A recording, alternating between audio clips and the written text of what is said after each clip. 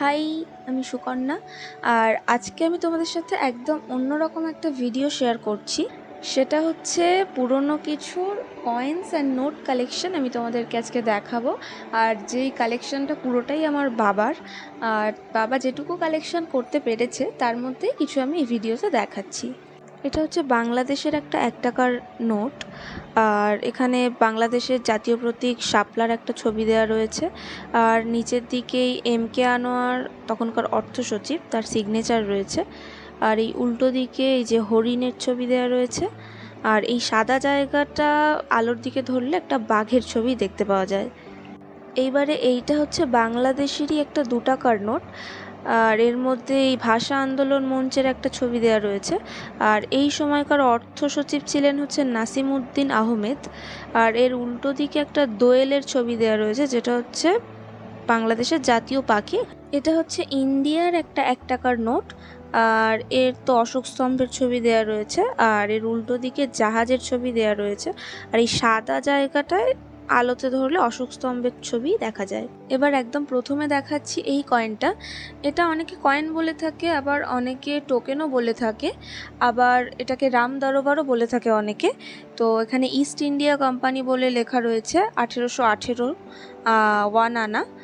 আর এর উল্টো দিকটা এরকম রাম, সীতা, লক্ষ্মণ আর হনুমানের ছবি দেওয়া রয়েছে।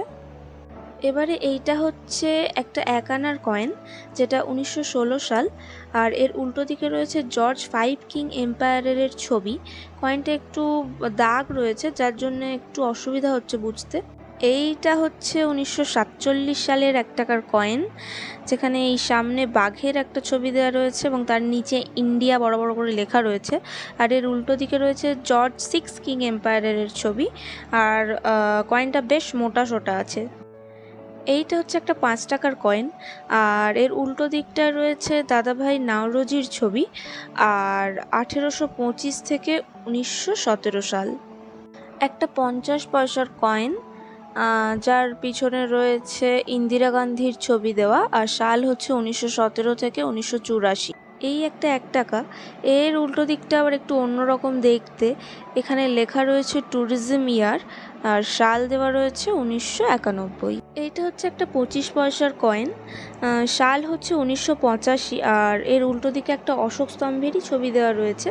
এইবার এইটা হচ্ছে একটা 1 টাকার কয়েন। সাল হচ্ছে 1989। আর ছবি দেওয়া রয়েছে জওহরলাল নেহেরুর। বেশিরভাগ কয়েনই হচ্ছে 1 টাকার, তো এটাও তাই।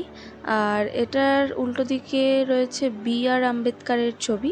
আর সাল হচ্ছে 1990। এটা হচ্ছে একটা 1 টাকা। এর সবই একই রকম, তো ডিজাইনটা শুধু একটু অন্যরকম। আর এটা হচ্ছে একটা 5 টাকার নোট। এর সামনের দিকটা এরকম দেখতে, আর এর উল্টো দিকটাও দেখাচ্ছি। উল্টো দিকটা হচ্ছে এরকম। এটা ভারতের একটা পুরনো 10 টাকার নোট, যেটা আগে এরকম দেখতে ছিল। আর এর উল্টো দিকটা হচ্ছে ঠিক এরকম, মাঝখানে একটা পালতোলা নৌকা সমুদ্র বা নদীতে এরকম একটা ছবি দেওয়া রয়েছে। কিছু কালেকশন আজকে দেখালাম। আর আজকের মতন লাস্ট কালেকশন হচ্ছে এইটা, যেটা আমার একমাত্র কালেকশন।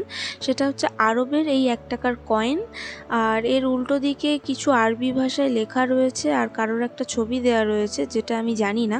আপনারা যদি জেনে থাকেন কী লেখা রয়েছে বা কার ছবি দেওয়া রয়েছে, আমাকে অবশ্যই জানাবেন। আজকের মতো এইটুকুই, টাটা।